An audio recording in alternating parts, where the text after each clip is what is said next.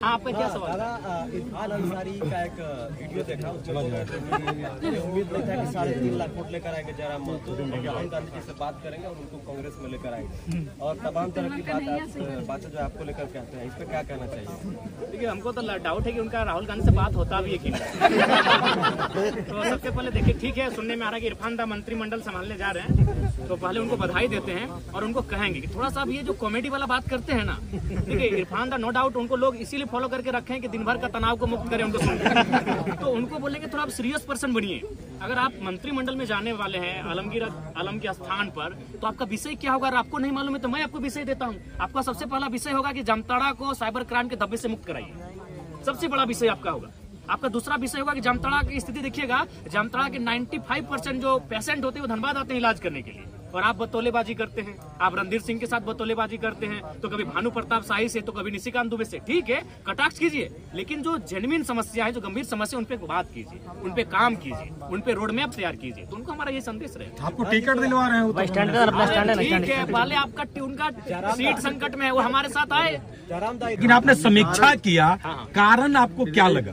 देखिए, समीक्षा में कारण यही लगा कि इस बार जो देश का माहौल अभी भी इस बार रहा कि हम लोग देखिए, हम लोग वोट अपनी रास्ता कहाँ तैयार कर रहे थे। अगर मैं गिरिडीह लोकसभा की बात करूं तो 3.25 लाख से 3.5 लाख एनडीए वोटर है। एनडीए का प्रत्याशी कोई रहे, आपराधिक मामला रहे, वो अच्छा काम करे या ना करे, वो अगर पैरासूट से भी आए, अगर वो कन्याकुमारी और कश्मीर से भी अगर आके गिरिडीह में चुनाव लड़ता तो उसको 3 लाख 3.5 लाख वोट आते ही आते हैं। तो यानी एक वोट आपका था एनडीए का जो 3.5 लाख के आसपास खड़ा हो रहा है। प्रत्याशी से कोई मतलब नहीं, अच्छा है बुरा है, काम करे ना करे कोई मतलब नहीं है। और ठीक उसके उल्टा भी 3 लाख वोट खड़ा है कि हम एनडीए को नहीं देंगे। तो उन 3 लाख वोटों के बीच अगर जयराम महतो 3.5 लाख वोट कर ले आता है, तो बहुत बड़ा कलेजा, जिगर और बहादुरी का काम है। हम लोग एक जो नई पहचान बनाए, बहुत चैलेंजिंग विषय था, क्योंकि आप किसी भी लोकसभा में देख लीजिए, 3 लाख वोट एनडीए का है और 3 लाख ठीक इस विचारधारा के विपरीत वोट है। और उस भीड़ में आप एंट्री करते हैं बिना किसी संसाधन के, बिना किसी बूथ मैनेजमेंट के, बिना किसी टीम के, और आप उसी के अनुपात में वोट लेके आते हैं। ये हमारे लिए गौरव का विषय है। देखिए, हम उन्हीं के सवाल पे चलेंगे। थोड़ा सा हालांकि आपको खराब लग गया था, खराब नहीं लगेगा, क्योंकि जो हम लोग महसूस कर रहे हैं कि आप विधानसभा चुनाव में अब उतर रहे हैं। अब बात है शहरी क्षेत्र का, ठीक है, ग्रामीण क्षेत्रों में आपकी पकड़ है, लेकिन शहरी क्षेत्र जो है, जो बाहरी भीतरी का एक धब्बा आप पे लग गया है, इसको कैसे आप धोएंगे? देखिए, एक बात हम स्पष्ट कह रहे हैं, ये लड़ाई बाहरी भीतरी की कब रही? हमने ये कहा कि जिस प्रकार, अच्छी बात बताइए, आज भारतीय जनता पार्टी जिसकी आप बात करते हैं, उड़ीसा में किस आधार पे चुनाव जीता? क्या किसी को आइडिया है? क्योंकि लोकसभा का चुनाव था, इसीलिए उड़ीसा का मैसेज किसी तक नहीं आया। भारतीय जनता पार्टी ने किस बेस पे उड़ीसा का चुनाव जीता? अभी कहाँ 5 बार के सीएम पटनायक जी 5 बार के काबिल सीएम को पटक नहीं दिया। क्या आधार था? पांडियन, बीके पांडियन, जो कह सकते हैं कि क्योंकि ये तो विवाहित शायद नहीं है माननीय मुख्यमंत्री, मुझे उतनी जानकारी नहीं, उनका बच्चा शायद नहीं है, तो उनको अडॉप्ट कर रहे थे एज ए सीएम। पांडियन कौन है? साउथ के हैं। बीजेपी उड़ीसा में क्या नारा देती है कि साउथ इंडियन उड़ीसा में नहीं चलेंगे। तो हम भी वही चाहते हैं कि कोई भी पूरे भारत के लोग यहाँ आए, अपना व्यवसाय करें, रहे खाएं, लेकिन नेतृत्व झारखंड के मूलवासी करेंगे। यही बीजेपी का नारा है।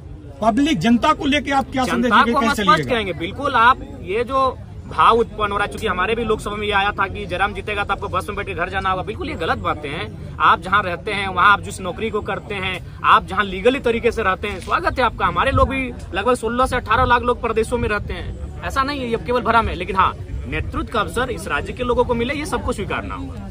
टाइगर, एक सवाल है, गोमिया विधायक लंबोदर महतो बोल रहे हैं कि आप झारखंड मुक्ति मोर्चा के इशारे पे काम करते हैं। अच्छा, तो झारखंड मुक्ति मोर्चा के इशारे पे काम करते हैं, तो डुमरी में हमको 90,000 वोट कैसे आता?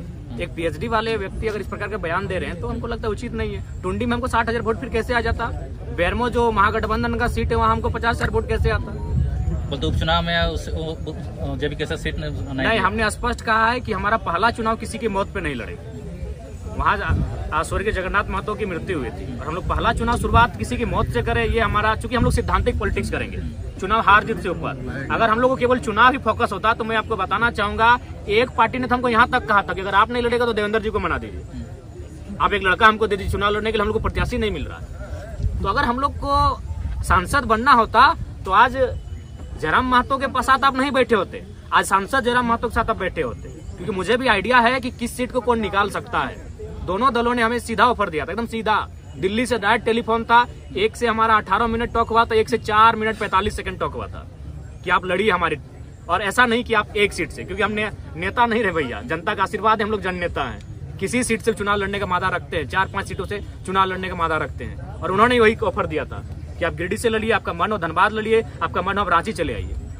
इसी से जुड़ा हुआ सवाल है, गांडे से भी आप नहीं आगे उतारे। आप मर्ज नहीं करेंगे अगर जीतते हैं चुनाव तो? जैसे देखिए नहीं, हम लोग हाथ जीत से ऊपर की पॉलिटिक्स करने के लिए आए हैं, कोई मर्ज नहीं करेंगे दादा। पोस्ट अलायंस पर जनता के राय के बाद हम लोग सोचेंगे, लेकिन मर्ज कहीं नहीं होगा, क्योंकि हम लोग एक ऐसी पॉलिटिक्स कर रहे हैं कि जहां हम लोग रुकेंगे आने वाली पीढ़ी वहां से स्टार्ट करेगी। देखिए पहले बात, अभी गिरिडीह अभी भी आप जाके देखिए, आप देवेंद्रता का जहां कैंपेन वहां जाके देखिए, आज भी लोग अपने घरों में चावल इकट्ठा करके रखे हैं, आज भी लोग अपने घरों में आलू और प्याज इकट्ठा करके रखे हैं। उस विश्वास का कत्ल नहीं होगा दादा। चुनाव हार जाएंगे, क्या होगा? यहाँ जीने के लिए कोई थोड़ी आया है, लेकिन उन भरोसे के साथ उन भरोसे का कत्ल नहीं किया जाएगा। हम लोग सैद्धांतिक पॉलिटिक्स करने आए हैं। बोले तो अगर हमको अपनी महत्वाकांक्षा होती, हम संसद में होते। आज हम संसद में होते, जब 3.5 लाख वोट हम अकेले ला सकते हैं, अपने दम पर ला सकते हैं, तो दोनों पार्टियां हमें टिकट कर रही थी। आराम से एनडीए और यूपीए को चयन करते किसी सीट से और निकल जाते, संसद भवन में कमरा भी मिल जाता और झारखंड की समस्याओं को उस पार्टी से रख देते। लेकिन उस भरोसे का क्या होगा? जो 85 साल की बूढ़ी महिलाएं आज खाना नहीं खा पा रही हैं। हम कई बार उनसे मिलने गए कि अभी चुनाव बहुत है, हम लोग अभी 29 साल के आगे भी चुनाव लड़ेंगे। रो रही हैं, 5-6 साल की बच्चियां रो रही हैं कि नहीं कैसे हार गए टाइगर। तो उस भरोसे को हम लोग कहीं ना कहीं दरकिनार नहीं कर सकते हैं। सीपी चौधरी को मंत्रिमंडल में जगह नहीं मिला, उसका फैक्टर जयराम महतो को बता रहे हैं। देखिए उसका फैक्टर वो स्वयं है, इसलिए स्वयं है कि उन्होंने कभी नहीं कहा कि हम लोग उनका मुद्दा क्या होगा। उन्होंने एक ही चीज कहा कि जयराम से ऊपर है राम। और स्वाभाविक है, हम लोग इंसान है, राम जी हमसे ऊपर है, लेकिन क्या भगवान राम के नाम पर चुनाव लड़ना चाहिए? मुद्दे हैं लड़ने के लिए, आप उन मुद्दों पे लड़िए। अब तो मैंने राम को, अल्लाह को दूर रखिए राजनीति से। कब तक इस देश की राजनीति को यूं ही मतलब धार्मिक उन्माद में लोग रखेंगे? हम चाहते हैं कि पढ़े लिखे नौजवान जब आ रहे हैं राजनीति में, तो कम से कम राजनीति को शुद्ध रखें। इनमें उनका स्वयं दोष है। अगर उनकी स्ट्रेटजी होती, अगर वो गाँव जाते हैं तो जयराम आते हैं क्यों रणभूमि में? अगर आज माननीय सांसद महोदय गांव जाते हैं, लोगों के बीच बैठते हैं, तो जयराम महतो क्यों आते हैं? एक 29 साल का लड़का जिसका अभी तक आज 1 साल हम लोग का पूरा हो रहा है, पार्टी का मैंने निर्माण किया हुआ, 1 साल में यहाँ तक कैसे आता मैडम बताइए? कहीं ना कहीं उनकी खामियां हैं, उनको बोलिए। और साथ ही साथ सबको संदेश देंगे कि आपका जो पॉलिटिक्स करने का तरीका है उसको भी बदलिए। आप जनता से कटे हैं, आप में और जनता में अंतर है। आपका महल 18वें तल्ला पर है और जनता आज झुग्गी झोपड़ी में रहती है।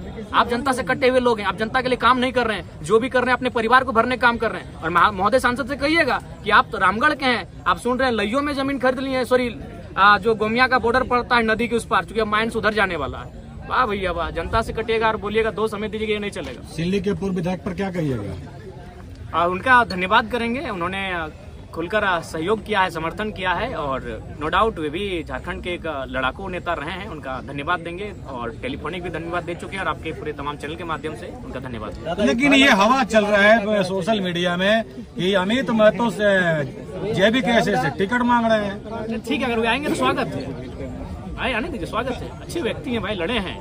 और दादा एक सवाल है, अमित महतो गिरिडीह में जाके खुलेआम सपोर्ट करते हैं, रांची में क्यों सपोर्ट नहीं करते खुलेआम? नहीं, उस समय शायद वो क्षेत्र में नहीं थे, मेरे भी वहाँ नहीं आए, वो सिर्फ सोशल मीडिया में किए थे।